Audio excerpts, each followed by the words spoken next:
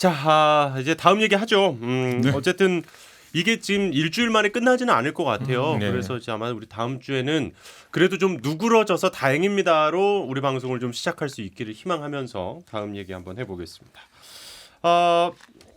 지금 오늘 이제 좀 나온 얘기인데요. 그 민주당이 지금 비례위성정당 얘기가 갑자기 손혜원 의원이 손혜원 TV를 통해 가지고 시작을 하셨는데 이게 뭔가가 움직이는 것 같은데 이인영 원내대표는 또 우리가 할 수는 없지만 하시겠다는데 어떡합니까? 뭐 이런 얘기도 지금 나오고. 지금부터 못 만들어요. 근데 그러니까요. 지금 시간이 없대요. 음. 그러니까 저는 여기서 정의당이 이제 드디어 이제 민주당이 본색을 알았으면은 빨리 이제 결별을 선언해야 되는 게 예. 의병들이 지금부터 당을 한 집에 만든다. 산 적이 없는데 무슨 결별을 선언하라고 그래. 의병들이 지금부터 당을 만든다? 불가능합니다. 그럼 뭐냐면은 이미 의병을 빙자해서 주변에 깔아놓은 게 있다는 거예요. 그러니까 권은희 저는 의원이 오늘 그 얘기를 했죠. 지금 이제 보면은 선관위 정당이 사실 진짜 오너가 누군지 하는 정당들이 좀 있거든요. 근데 그 정당 중에 일부는 비례민주당을 생각하고 이미 기존에 설립했던 당일 가능성이 높다. 지난번에 보면 뭐 창준이 등록도 했던데 뭐 깨어있는 시민의 당이라든지 뭐 이런 것들 예. 시민연합당. 뭐 그런 것들이 있습니다. 그러니까 저는 그런 것들이 정의당도 미리 파악하고 있었겠지만은 비상용으로 만들어 놓은 당들일 거예요. 제 생각에는. 뭐 그분들이 실제 어떤 분들에게 조직되는지 저도 잘 모르겠으나 그런 당들이 전환될 가능성이 높다. 일단은 뭐 권은희 의원은 그래서 이제 그 의병을 용병처럼 쓰지 않았으면 좋겠다. 뭐 이제 뭐 이런 얘기도 했는데 사실 또 이미 그 먼저 미래통합당에서 지금 일단 만들었기 때문에 그것과 관련해서 정의당에서 지금 헌법소원 관련 해가지고 가서 오늘 그 기자회견 하신 분이 있어요. 여기 나와 계셔서 네. 제가 신장식 헌법소원을 변호사님이 지금 뭐로 했어요? 법률지원단장이시니까 정의당에서 궁금해서. 개인 그 개인하고 정당 두 가지로 했는데 개인은 선거권 침해로 했고요. 예, 그 선거권이라는 게 그 투표 제도하고 정당 제도, 대의민주주의 제도를 통해서 보장되는 것인데 실은 이 헌법 제8조에 나와 있는 정당 민주주의, 정당 제도 보장 보면 그 목적의 민주성 등등등 몇 가지가 있어요. 계속성 뭐 이런 요건들이 쭉 있는데 이 정당은 그거 아니다. 라고 해서 이제 선거권 침해했다라는 예. 걸로 하나를 냈고 그다음에 정당 같은 경우도 정당 제도 보장하고 평등 이게 같은 것을 갖게 다른 것을 다르게 대해야 되는데 사실은 이 정당은 정당으로서의 정당법상 또는 헌법상의 정당으로서의 기본 요건을 갖추지 않았기 때문에 사실은 같이 대해주면 안 된다라고 하는 취지로 일단 냈고요. 가처분도 신청했어요. 가처분 신청은 안 했어요. 헌법소원을 내신 거예요? 네, 네, 헌법소원 했어요. 기본권 아니 침해다. 근데 선거권 침해. 헌법소원은 뭐 몇 년 걸리니까 결국 안 나오는데. 가처분 오래 걸리니까. 액션하러 가신 거지. 가처분이나 효력 아니, 정지를 가처분은 해야 되는데. 지난번에 했죠 누가? 누가 했어요. 예. 이미 해서. 나 진짜 예. 궁금하네. 아니 근데 그게 아니, 빨리 왜냐면 나오지 않으면 정당을 상대로 한 건데 정당에서 한 심판이 아니라 성관이 성관이한테 를 피청구인으로 한 거예요. 중앙선관위 아. 그거를 등록 받아준 것이 받아준 게? 예, 받아준 것이. 가만 그러면은 그게 만약에 성관이가 등록 받아준 게 위헌이다 그러면? 위헌이다 그러면 당이 없어지는 건가? 난 그걸 그건 또 모르겠네. 아니지 또. 그것도 등록 아니잖아. 무효를 위원이 안 나올 거니까 걱정할 필요 없어. 그래요. 뭐 어쨌든 지금 이제 비례위성정당 민주당 일단 이거는 또 현 변호사님한테 좀 들어봐야죠. 이거 뭐 어떻게 돌아가는 겁니까 이거? 아는 법다. 선대위 대변인이 그렇게 얘기하시면 안 되지. 선대위 대변인이 아는 법다. 지난주까지는 내가 이제 더 물어볼 수 없었어. 아니 안 간다. 정이 없어. 아니 잠깐 원내대표의 공식적인 말이 나왔는데 왜 안 믿으세요? 그냥 우리는 별 생각 없는데 의병들이 한다면 막지 않겠다. 그건 아니 한 근데 얘기예요. 아까 무슨 뭐 깨시민 뭐 얘기하는데 사실은 그러니까 그거를 지난번에 뭐 비례민주당인가 뭐 이거 하는 사람들도 있고 그거를 당에서 어떻게 알아요? 당에서 할 수가 없잖아요. 그 사람들이 그냥 하는 건데. 보니까 저는 손혜원 의원 얘기는 중요한 거 아닌 것 같고 예. 무소속 의원이 그냥 한 말은 우리가 할 일이다. 예? 근데 이번에 어디로 출마하신지도 궁금한데 출마한답니까? 안 하신다는 거 아니에요? 네, 그러니까 이제 임기도 얼마 안 남은 사람인데 저는 중요한 건 윤건영 전 실장. 그건 사실 좀 그 윤건영 전 실장 지금 구로 의뢰 후보죠. 예. 이 얘기가 비슷한 얘기잖아요. 그게 또 오히려 그 사람의 무게감으로 봤을 때 좀 더 가치 있는 거 아니겠어요? 왜냐하면 어쨌든 청와대 국정상황실장을 했고 누가 봐도 대통령은 최측근입니다. 친문 중에 친문 오브 더 친문인가? 어쨌든 예. 그렇지 않습니까? 최고 핵심 중에 한 사람인 사람이 지금 야 이거 비례민주당 검토를 해야 된다는 취지의 발언을 했다라는 건 어찌됐건 실제로 그렇게 되는지 않는지 모르겠으나 민주당이 가지고 있는 이제 위기감을 좀 볼 수는 있는 거고 저는 이거 했으면 좋겠어요. 위성정당이든 뭐든 간에. 왜냐하면 비례민주당 이거 그러니까 명분과 실리 쪽에서 지금 싸우는 겁니다. 아, 굉장하지 않습니까? 안 하고 있으면 비례는 미래한국당이 욕을 먹든 아니든 간에 다 많이 가져갈 많이 것 같아. 가져갈 것 같고. 그럼 일당 될 것 같아. 음. 하자니 사프라이스를 왜 했지? 명분 빠져. 그렇죠. 명분이냐 실리냐? 예? 예전에 저 M본부에서도 이휘재 씨가 일로 갈까 절로 갈까 하는 거 지금 하는 거예요 지금. 근데 저는 했으면 좋겠다. 이걸 한다는 얘기는 김태현 변호사님이 좋아하시는 걸로 봐서는 해서는 안 되겠네요. 그렇죠. 민주당 입장에서는. 장시경한테 진짜 미안한데 잠깐 장시경한테 정말 미안한데 민주당에서 알게 모르게 불감총 고소원식으로 의병 정당이든 용병 정당이든 이렇게 해서 쫙 위성장을 뜬다는 얘기는 예. 본인 스스로 4+1 협의체를 통한 선거법 개정이 얼마나 잘못된 건지 자인하는 거 아니겠습니까? 형 미안해. 아니 그러니까 저는 예. 아니 그래서 그 두 가지일 것 같아요. 예. 하나는 뭐 명분 실리 이게 맞는데 저는 민주당이 그렇게까지 생각할 거라고 생각하진 않지만 하나는 뭐냐면 그 보니까 이게 제도가 마음에 안 드는 거지 실제로. 그러면은 이 제도 자체를 같이 이렇게 파토를 죄송합니다. 파토란 말을 써서 하여튼 이거 뭐 판을 엎어야죠. 예, 판을 한번 다시 재세팅. 이번 선거는 이렇게 지나가더라도 원래 이번 선거 이렇게 지나가고 나면서 같이 합의했던 게 뭐냐면 비례성을 더 늘리는 방향으로 가겠다라고 하는 것도 하나의 합의 사항 중에 4+1의 합의 사항 중에 하나였단 말이죠. 근데 이게 비례성 늘리는 게 지금 다음 선거까지 이번 선거도 그렇고 다음 선거까지 이 제도를 그런 방향으로 가게 할 거냐에 대해서 근본적인 질문을 던지고 있다면 뭐 이렇게 불가원 하면서 저쪽에서 뭐 용병인지 의병인지 모를 방식으로 갈 수도 있는 거죠. 권은희 의원이 얘기한 대로. 예. 근데 이 사실 근데 문재인 대통령의 정치 스타일이나 또는 이해찬 의원도 저는 좀 이해찬 대표도 마찬가지라고 생각을 하는데 명분을 굉장히 중요시하는 분들이세요. 이게 이제 그거를 엎어버리기에는 지금까지 지나온 스텝이 꽤 많은 거죠. 왜냐하면 많죠. 예. 예. 미래한국당에 대해서 더 이상 비판하기 어려워지는 거예요. 그러면 선거에서 명분이 있고 그다음에 후보가 있고 그다음에 뭐 비전을 보여줘야 되고 하는데 지금까지 걸어온 스탠스상 정치 세력의 기원이나 걸어온 역사상 명분을 접고 이 선거를 했을 때 민주당이 실제 지역구에서 얼마를 얻을 수 있느냐. 자, 그렇다면 이거는 제가 굉장히 신 다른 변호사님께 한 문제라는 가지만 거예요. 더 여쭤볼게요. 예. 요거 이어가지고. 네네. 자, 그렇다면 현재 지금 보수 진영 후보가 선두를 달리는 지역들이 있어요. 그리고 약간 뭐 아주 비등하게 앞서 있는. 그렇다면 이번에도 민주당과 정의당의 후보 단일화에 대해서는 어느 정도 그거는 보세요? 제가 보기에는 조금 더 시간이 지나봐야 될 것 같아요. 이건 뭐 공식적인 입장이 아니고 개인적으로 이렇게 관망해서 이렇게 누가 보더라도 예. 지금 민주당이 얼마 전까지는 사실은 뭐 지역구에서 우리는 많이 하면 된다라고 하는 거였단 말이죠. 근데 그렇죠. 최근의 국면에서 지역구에서 우리가 많이 못할 수도 이전에 있겠다. 기대했던 것만큼 많이 할 수 있느냐에 대해서 근본적으로 다시 한번 지금 주판화를 튕길 수밖에 없는 상황이 돼 있단 말이죠. 예. 그러면 지역구와 비례라고 하는 이 두 가지 어쨌든 이게 있는데 여기에서 소위 4+1 내지는 정의당과의 유연한 연합 정치 이런 부분들을 갈 거냐. 이런 부분들을 주판화를 튕겨봐야 될 수밖에 튕길 수밖에 없는 예. 상황이 온 것 같아요. 제가 좀 MSG로 말씀을 드리면 좀 과도한 억측일 수도 있는데 예. 아까 제가 조선일보 얘기했잖아요. 예.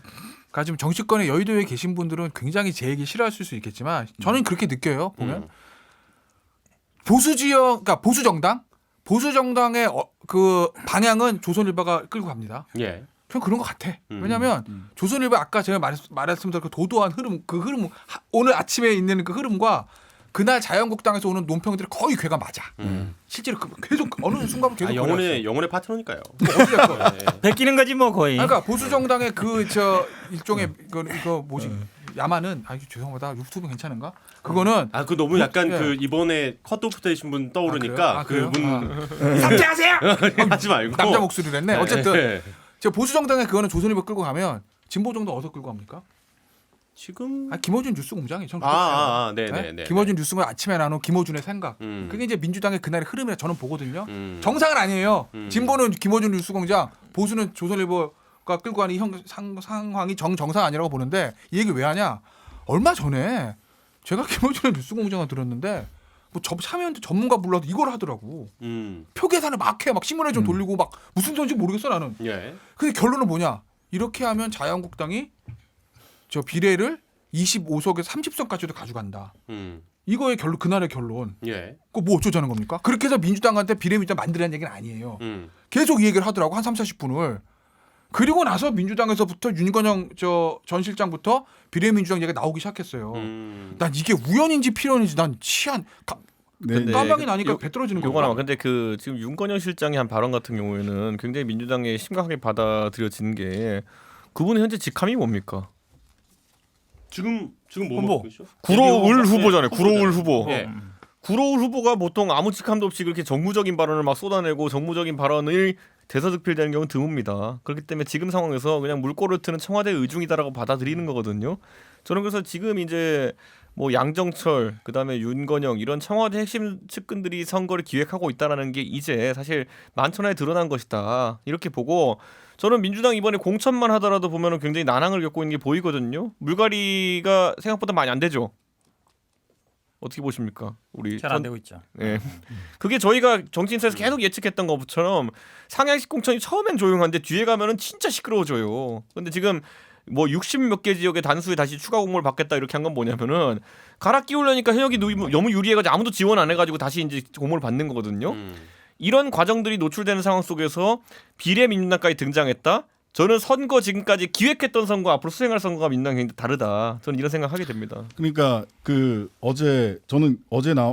날 나온 갤럽 여론조사나 이런 걸 보면 굉장히 사실 이 여론조사 자체도 문제가 있는 게 그러고서 의석수를 계산한다는 게 뭐냐면 하나는 뭐냐면 그 지역구 의석수를 고정으로 놓고 계산을 해요. 그런 다음에 비례가 몇 석이 될 거냐를 갖고 얘기를 한단 말이죠. 근데 비례민주당이던 미래한국당이건 이 위성 정당을 창당하는 것들이 지역구 선거에 어떤 역으로 영향을 미칠 것이냐에 대해서는 계산을 안 해. 아, 그렇죠. 그러니까 이건 두 개의 변수가 동시에 굴러가는 건데 지역구 숫자로 고정해 놓고 비례를 몇 퍼센트 받을 거냐라고 얘기하는 건 저는 잘못된 산수다라고 생각을 해요. 지역구 만약 그 위성 정당들이 어느 쪽이든 간에 수도권에서 지역구의 중도 야 이렇게까지 해? 라고 생각하는 중도층들의 지역구 표심을 일정하게 오가게 할 거고 3% 5% 싸움인 수도권에서 이거는 지역구에서 이 의석수가 어떻게 될지 그렇죠. 모른다라고 하는 점들을 자꾸 간과하고 얘기를 하는 게 하나가 있고 그다음에 저는 뭐 갤럽 측에도 꼭 이야기하고 싶은 게 뭐냐면 오늘 또 그 어디 딴 데서도 하나 그렇게 나왔던데 이 단순 정당 지지도 조사를 할 때는 미래통합당만 넣고 미래한국당을 안 넣어요. 예. 그다음에 정당 지지도 조사를 할 때는 설명을 뭐라고 했냐면 미래통합당의 위성 정당인 미래한국당 이렇게. 예. 입소스. 예. 그러니까 이거는 한국경제. 결과적으로 한쪽으로 이미 이걸 통해서 한쪽으로 이렇게 질문 자체가 편향돼 있다는 거예요. 실은 지금 뭐 어떻게 될지 알아. 미래한국당이 끝까지 미래통합당 죄송합니다. 미래통합당이 끝까지 진짜 지역구에만 내고 비례를 안 낼까? 이것도 계산해. 이거 시간이 지나면 지날수록 변화하는 거거든요. 그러면 그 네. 이준석 최고위원 계시니까 그 지금 민주당은 지금 어쨌든 상향식 공천에 조금 잡음들이 나오고 있다. 뭐 이런 얘기를 해주셨는데 그쪽은 어때요? 그쪽도 지금 사실 컷오프부터 해서 뭐 이혜원 의원은 지난주에 조금 우리가 불안감을 얘기했었는데 지금 결국 컷오프가 됐죠. 예. 상향식 공천이란 거 안 하기 때문에 지금 경선의 일부에서 치르겠지만 상향식 공천이 아니라 말 그대로 그냥 칼질하고 있기 때문에 그렇죠. 오히려 잡음은 좀 덜한 상태인 게 이게 그 무속 주말을 감행하고 이런 사람이 막 나와야지 그게 이제 난장판이 되는 거거든요. 아니 무슨 당 만든다고 그러는 거 있지 않아요? 근데 그게 이런 거죠. 그러니까 대선 주자를 끼고 예전에 친박 연대나 이제 신박 무소속 연대 같은 느낌이 아니라 낙천자 연대 뭐 이런 거 같은 경우는 민국당 느낌이 더 나거든요. 나중에 보면은 친박 신당 홍문종 그거 제 생각에는 크게 그 힘 못 발휘할 근데 일단 거고요. 사실 그 이은재 의원도 그렇습니다만은 뭐 이제 이혜원 의원이라든지 그리고 이제 또 윤상현 의원 이런 분들은 또 나름 전투력이 있다라고 생각을 했었는데 일단 컷오프가 됐어요. 그러니까 저는 윤상현 의원과 이혜훈 의원의 어떤 컷오프라는 거는 밸런스 맞추기의 측면이 크다. 그 개개인에 대한 평가보다는 이런 생각이 드는 거고요. 이혜훈 의원의 컷오프가 발표된과 동시에 사실 지상욱 의원과 오신환 의원의 공천이 이제 발표가 됐거든요. 단수 공천이. 근데 오신환 의원이 뭐 관악에서 경쟁자가 많지 않으니까 그렇다 치더라도 없었어요. 사실상. 지상욱 의원 같은 경우에는 사실 그 경쟁이 있을 거라고 예상되었었는데, 그러니까 이게 개파 간에도 밸런스 조정, 그리고 개파 내에서도 밸런스 조정을 지금 하는 모습이기 때문에 그래서 딱히 지금 불만을 제기하기 어려운 거예요. 예를 들어 그 새로운 보수당 계열이 다 잘렸다. 그러면 조직적으로 반발할 명분이 되고 그를 바탕으로 뭐 탈당해서 무소속 출마를 감행할 수 있는 명분이 되고 힘이 되는데 그게 아니잖아요. 지금 보면은 너네도 칼 좀 맞고 쟤네도 칼 좀 맞고. 그 이현주 의원 문제는 정리가 좀 됐어요? 당 내에서? 제가 지금 그래서 제 느낌상 지금 저랑 이현주 의원이랑 패키지로 묶일 것 같긴 한데.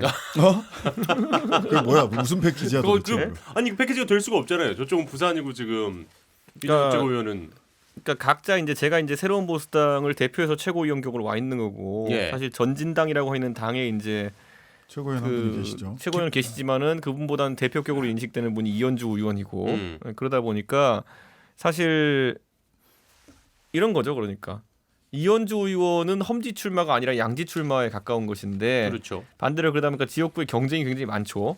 그래가지고 이제 부산에 보면은 그 곽규택 검사가 이제 변호사가 이제 출마를 하는데 그 중구 영도구 거기에 영도중. 영도중 거기에 있는데 사실 그분이 검사 출신이고 지역에서는 또 이름이 알려진 분이고 부산 하면 떠오르는 그 영화 감독 곽경택 감독의 예. 동생이에요. 그러다 보니까 그분을 그냥 배제하고 바로 단수 주기도 애매하거든요. 부산 민심이나 이런 걸 봤을 때. 그러니까 거기가 경선 지역을 갈 가능성이 있다 이렇게 보는 거고 물론 이제 단수 갈 가능성도 있고요. 그러면 거기에 호환이 좀 되지 않을까? 저도 이런 생각을 저는 하고 있습니다. 개인적으로는. 어떻게 호환될 게 뭐 있어? 아니 어차피 단수라도 어차피 공천, 단수는 경선에도 공천인데 뭘? 그러니까 그런 측면에서도 어느 정도 있고, 그러니까 결국에는 이게 지금 뭔가 이번에 복잡해. 아니요 아니, 제가 이 말씀을 왜 드리냐면요. 이현주를 거기다가 뭐 경선 시킬 거면 경선 아니 전략 공천 줄 거면 여기는 뭐 강남에 주든지 해야 되는 거 아니야? 그러니까 제가 얘기잖아요. 안 그래서 이게 맞잖아. 안 뭐냐면 맞잖아. 레벨이. 지금 여기가. 그게 원래 우리가 안철수의 극중주의라 생각하고 있잖아요. 아니에요. 제가 이번에 김영호 의장님이 공천관리위원회를 운영하는 방식을 보니까 굉장히 극중주의에 가깝게 지금 운영하고 있어요. 그러니까 거의 그러니까 예를 들어 대통령 인사하는 거 치면은 전국에 검사장을 임명했어요. 근데 인구 비례로 검사장을 한다든지 뭐 이런 식이에요. 지금 보면은 그렇기 때문에 조직적인 반발이 나오기 어려운 구조로 이거 지금 칼질을 하고 있는 거예요. 그래서 이거는 자세히 들여다보시면요. 굉장히 세밀하게 그런 비중을 맞추고 계세요. 그럼 지금. 일단 반발이 많고 반발이 많지 않으나 두 쪽 다 이렇게 아주 원활하게 지금 공천이 이루어지고 있다는 느낌은 좀 덜 받는데요. 뭐 아니 근데 이거예요. 그러니까 네. 저는 이제 민주당에서의 공천의 리스크는 뭐냐면요. 제가 항상 얘기했잖아요. 상향식 공천에 지난번에 저희가 2016년에 했다 망해봐서 아는데 상향식 공천의 가장 큰 문제는 다 경선 붙이면 아무 문제도 없어요.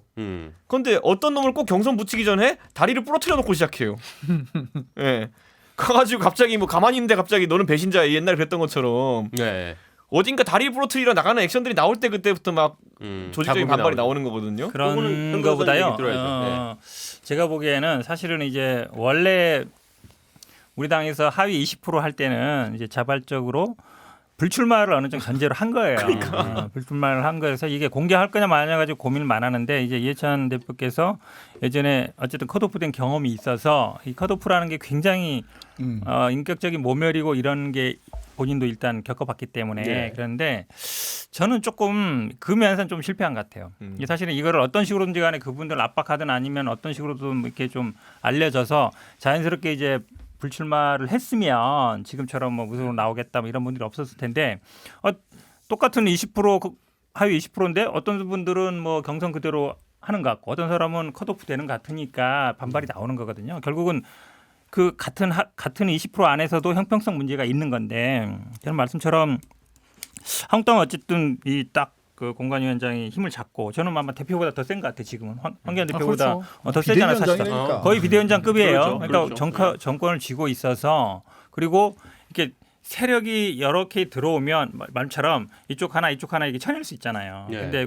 우리 당은 어쨌든 지금 뭐 이름도 안 바꿨고 뭐 이렇게 따로 통합하는 과정이 없었기 때문에 기존에 있는 사람들 갖고 하는 건데 저는 하위 20%는 어떤 식으로든 간에 좀 불출마를 유도했어야 된다. 그 스스로. 부분은 좀 그렇죠. 어쨌든 모양새가. 어떤 그렇게 네. 됐어야만이 이게 되는데 지금 한국당은 뭐 통합도 했지만 사실은 아까지 이거랑도 비례민주당 얘기랑 비슷한 게 그전에는 우리 당이 어쨌든 지역구에서 많이 확보할 수 있을 걸로 본 거예요. 여기서 한 15석 그렇죠. 15석이나 뭐 20석 정도 차이 난다고 보면 그걸 충분히 만회할 수 있다. 그럼 비슷하게 가지 않겠냐라는 전망이 있었던 건데 지금 이제 공천 과정이나 지금 특히 이제 코로나 여러 결과를 악재가 거두면서 있죠. 보면 민주당 입장에서. 공천도 과정에 보면 한국당이 훨씬 더 어찌 보면 혁신, 개혁, 불출마 하시는 분들이 중진급들이 굉장히 많아요. 근데 우리 당에는 사실 그런 분 별로 없잖아요. 본인에서 말고 장관 가신 분들 이런 분들은 사실 불출마가 아니잖아요. 그는 네네. 장관을 본인이 영전, 선택한 거기 영전. 때문에 그런 분들까지 포함해서 불출마 수를 세는 거는 안 맞거든요. 근데 훨씬 공천 과정이 이게 물갈이 폭은 제가 보기에 한국당이 더 넓은 것 같아요. 더 많은 것 같아요. 그렇고 거기에 플러스 코로나 선거 국면이 굉장히 불리하죠 민주당. 특히 이제 정치 신인들 같은 경우가 제일 좀 힘들 것 같아요. 왜냐면은 이제 대면해서 선거 활동을 하는 게 거의 이제 좀 힘든 상황이고. 본선은 모르겠는데 본선은 바람으로 하니까 예. 빨리 해피핑크냐 파란색 이거 하는 거거든요. 야 노란색을 왜 빼 그래? 죄송합니다.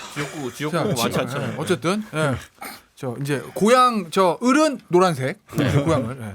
근데 을인가? 갑 우리 갑 갑이야, 갑. 맞아. 네, 어쨌든 근데 경선 과정에서는요 다 해피핑크예요. 그러니까요. 다 파란색이고 어느 해피핑크가 진짜 해피핑크가 모르잖아요. 그렇죠. 그러니까 경선 과정에 지금 코로나 이 사태 때문에 선거 운동이 활발해지지 못한 상황에서는 언더독이 위를 잡기가 힘들죠.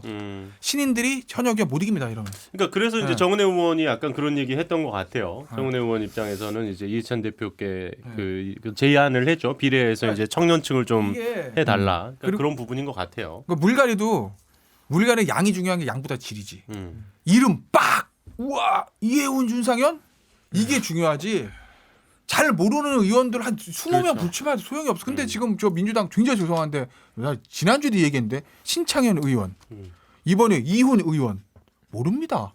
그러니까 불출마 그러니까. 선언을 너무 일찍 하셨어. 의미가 이해찬, 없어. 원혜영 이런 분들 네. 거물급들이 차원 있는데 이철이가 차라리 지금은 이철 이런 기다렸다 사람들이 하셨어야 됐는데 너무 늦었어. 너무 일찍 했어. 그러니까 민주당의 물갈이 뒤집을 수 있는 게 하나 있어. 제가 예전에 한번 한 달 전에 말씀드렸던 거. 우원식, 이인영, 우상호 이 세 사람 그 정도 네임드가 이번 국회 들어와서 원내대표 했던 순서대로 서울 동북 지역의 맹주 우원식, 서북의 우상호, 서남의 이인영, 민평년 대빵, 전대협 일기 의장. 그죠? 그러면 보수 정당에서 얘기하는 야 무슨 운동권 등을. 운동권 586 뭐 좌빨 막 이런 얘기 하잖아요. 그거에 지금 핵심들이잖아요. 그 세 사람을 쳐내면 민주당이 할 수도 있다. 그러면 이제 일단 예. 김태현 변호사님이 말씀하신 걸 보니까 절대 그 세 분은 쳐내지 않는 걸로. 그럼 저야 좋죠. 근데 제가 이건 하나 알고 싶은 게 지금 민주당에서 만약에 젊은 사람 이번에 민주당에서 이대로 가면은 지역구 공천에서 여성 공천 10%를 채우기 어렵다라는 게 오늘 기사로 났거든요. 그게 현실인 것이 사실 상향식 공천제의 가장 맹점이 그거예요. 젊은 사람이 아까 언급했지만 신인들이 진입하기 어려운 것도 당연한 것인 게 자 이건 제가 이 부분에 있어서는 대한민국에서 가장 어린 나이에 아마 지역구 선거를 계속 나갔을 테니까 얘기해드리자면요. 지역구 선거에 저한테 왜 2번 떨어지냐 하신 분들은 나가보시면 알아요. 본인이 패시브로 깔리는 게 뭐냐면요. 자 좋은 의미에서 좋게 말하는 분 이렇게 얘기해요. 너는 아직 어리니까 기회가 있잖아. 그 프레임이 강하게 동작합니다. 그 상황 속에서 경선을 돌파할 수 있는 방법은 거의 없어요. 그냥 저니까 그냥 이 정도 인지도를 갖고 버티고 있는 것이지 대부분의 경우에는 야 여기서 또 깔때기를 또 아니 이건 진짜 예. 솔직하게 말씀드린 겁니다. 왜냐하면 정당에서 지금까지 그 경선에 나가가지고 젊은 사람들이 맞아요. 그걸 뚫는다는 예, 게 맞아요. 쉽지 본 선거보다 더 불가능해요. 힘들어요. 그러니까 불가능해. 기본적으로 그걸 당해보세요. 예. 너는 어리니까 아직 기회가 있잖아. 힘든 게 아니라 저 사람은 불가능하지. 나이 60이고 너는 30대인데 저 사람이 먼저 하고 네가 해도 되잖아. 30년의 기회가 있다. 이 문화가 동작해요. 예. 그렇기 때문에 저는 민주당이 만약에 이번에 상향식 공천제 채택했다 한다면은 그걸 보완하기 위해 가지고 젊은 세대 또는 물갈이할 수 있는 방법론을 제시해놨어야 되는데 장치가 부족하다. 제가 봤을 때는 아까 이해찬 그 대표가 본인이 컷오프 당한 트라우마 때문에 그랬다고 했잖아요. 김무성 대표가 그때 상향식 공천하겠다고 똑같았어요. 자기가 그 18대 때 공천 못 받았던 기억이 있기 때문에 19대 때도 못 받았잖아요. 그 사람 2번 연면서 못 받았어요. 보궐로 들어왔지. 그러니까 완전 순수 상향식 공천제에 가까운 걸 만들어 놓은 거예요. 그러다 보니까 청와대가 나중에 제도는 김무성 대표가 만들었지만 청와대가 자르면 잘라야 되는데 하면서 가보니까 안 잘라지니까 가가지고 몽둥이 들고 강목 들고 나가가지고 우리가 진실한 사람이다 그러면서 다리 다 부수고 이렇게 했던 거예요 보면은. 그러니까 그때 보면 청와대가 왜 진실한 사람하고 다리 부수려고 그러겠어요. 경선하면 현역이 못 이기거든. 그러니까 못 이겨 현역을. 그러니까. 근데 이제 예. 공천 얘기들 각당 공천 얘기들도 쭉 했는데 요 공천 과정도 굉장히 뭐 흥미롭게 이렇게 지켜봐야 되고 여기에서도 많은 부분 결정이 되겠지만 이번 성패는 보면 사실은 이제 그 민주통합당 같은 경우는 한 당으로 미래통합당이구나. 민주통합당 옛날. 이게 지금 너무 당 이름들이 막 헷갈려. 많이 바뀌어가지고 자 미래를 일단 빼버려. 미래통합당과 한국당, 미래한국당 한국당. 요것만 네. 헷갈리지 않으면 미래를 일단 빼버려. 저도 헷갈려요. 예, 저도 그냥 언제나 그냥 민주정당 하세요. 통합당, 한국당 이러면 돼. 그러니까 뭐 비례위성정당이 나오든 뭐가 나오든 뭐 친박 신당이 나오든 무슨 당 굉장히 많고 그다음에 그 더불어민주당. 정의당, 까먹었어요. 그다음에 뭐 녹색당, 뭐 등등등 이쪽에도 당들이 꽤 있단 말이에요. 또 호남당, 뭐 호남신당, 뭐 이런 당들이 좀 이번에 있단 투표용지 말이죠. 정말 예, 눈아프겠다. 민생당이래 민생당. 아, 민생당 등 네. 당들이 많아요. 그러니까 이게 근데 이게 진영 간 대결이 1대1로 되는 게 아니라 물론 제일 큰 데가 있긴 한데 네네네. 다양한 보수 쪽에도 이렇게 정치 세력들이 있는데 어쨌든 미래통합당 같은 경우는 새보수당하고 이렇게 하면서 좀 큰 집을 짓기는 했지만 아직 뭐 완벽해 보이지는 않아요. 그다음에 그게 잘 안 되니까 이제 비례위성정당 같은 것도 만들었잖아요. 말하자면 진영 간의 대결로 보이지만 이게 과거와 같은 1대1 진영 간 대결이라기보다는 그 진영 내에 다양한 섹터들 또 심지어는 다른 그 정당이 예, 다른 요렇게 있단 말이죠. 그러면 결과적으로 이제 남은 각 당의 공천 과정이 하나가 남고 정의당도 지금 뭐 비례대표 경선 중이니까 공천 과정이 있는 건데 네네. 그런 공천 과정이 지나고 나면 이 진영 간에 그러면 어떻게 각각의 연합 정치 내지는 시너지를 어떻게 키울 거냐라고 하는 게 마지막까지도 그렇죠. 이 선거 직전까지 논의가 될 게 분명해요. 그래서 실제로 이렇게 막 지금 막 비례민주당 이런저런 얘기가 나오지만 물리적으로 쉽지 않아요. 보면 3월 15일인가 16일까지 선관위에다가 비례대표 어떻게 선출하고 뭐 이런 거 다 보고해야 돼요. 네, 바뀐 네. 선거법에 따르면 그럼 한 20일도 안 남은 거죠, 사실은. 그동안에 창당해서 어떻게 비례를 뽑을 쉽지 거냐? 않죠. 그거 네. 정말 쉬운 일은 아니에요. 열성적으로 하시는 분들이 계시지만 현실적으로 그러면 결과적으로 진보 개혁 진영의 파이를 키울 수 있는 가장 실리적인 방법, 명분을 훼손하지 않으면서도 그 전체 파이를 키울 수 있는 가장 실리적인 방법이 뭐냐에 대해서 저는 2월 말 3월 초가 지나면 좀 좋은 답안들을 내올 수밖에 없다. 그러니까 제가 그래서 저는 여기서- 그건 나올 수밖에 없다고 봐요. 근데 정의당도 여기서 이제 그 과거에 정의당이 있던 지위와 지금이 좀 다른 것이 아까 현근택 변호사가 얘기했던 것처럼 정의당과의 뭐 4+1이니 과거의 선거법 연대니 뭐 이런 것들은 민주당이 부자일 때 하는 거예요 보면은 우리가 그냥 의석으로 가지면 한 180개 가질 것 같은데 자 180 가지면 뭐 하냐? 어? 국회 협상하는 데 있어간 교섭단체가 우리 쪽이 하나 더 있는 게 나으니까 정의당이 이 제도로 해서 한 20개 할 수 있으면은 정의당을 제3교섭단체로 만드는 방법이 최고 아니냐 이 생각했겠죠. 예. 사실 그렇기 때문에 180개에서 한 20개 정도 떼어줄 수 있는 사실상 그런 정도의 선거법이랑 합의할 수 있다 해서 나온 게 지금의 선거법이에요. 근데 지금 민주당이 180개가 아니네 우리 가진 게 그것보다 좀 적네. 그럼 정의당 나눠주다가 우리가 일당 뺏기고 이러면 큰일 나는데 하면서 이제 서서히 걷어들이는 거거든요. 저는 그 제도화에서 이제 정의당에게 다시 한번 묻고 싶은 것은 만약에 미래한국당 시나리오가 가동된다 그러면은 정의당이 20석 이상 의석할 수 있는 시나리오가 거의 이제 안 나오잖아요. 이제 보면은. 아니 이제 그건 방법은 그런 거죠. 결과적으로 보면 이제 다른 민주당의 다른 측면이 또 있는 거예요. 그때 이제 이렇게 많으니까 할 수 있는 게 있으면 지금은 절실하기 때문에 선택할 수밖에 없는 길도 있어요. 그거는 정의당 생각이지. 아니 이건 보세요. 민주당은 자기들이 나눠줄 게 없다 생각할 것 자, 같은데. 그거는 두 당이 알아서 잘 하시라고 네. 아니 얘기하면서 뭐 정당 투표에서 미래한국당하고 네. 정의당이 1대1 구도를 만들면 돼요. 자. 그게 전체 파이를 키우는 가장 큰 방법, 야, 가장 확실한 요거, 방법이에요. 요거. 여기서 마지막 깔때기를 좀 드려야 아니야, 돼. 이 이게 가장 확실한 얘기하다가는 오늘 방법이에요. 못 끝냅니다. 지구가 신장식 중심으로 돌고 있다고 자, 생각하는 거예요. 이거는. 일단 오늘도 봅시다. 네 분과 함께 사실 좀 걱정스러운 이야기부터 또 흥미로운 또 선거 이야기까지 나눠봤는데요. 우리 시청자 여러분들도 정말로 건강 각별히 주의하시고 그리고 또 그 건강 관리 수칙 잘 지키셔서 다음 주에도 우리 네 분과 함께 또 이렇게 잘 만날 수 있었으면 좋겠습니다. 코로나 20 말고 코로나 19 사태가 좀 빨리 잘 네. 해결이 좀 나야 될 텐데 더 확산되지 않고 최소화되기를 다시 한번 바라보겠습니다. 자, 네 분 오늘도 고생 많으셨고요. 또 바쁜 한 주일 정말 건강 관리 잘 하시고 우리 건강하게 다음 주에 뵙겠습니다. 고맙습니다. 네, 네, 고맙습니다. 다들 건강 조심하세요. 네.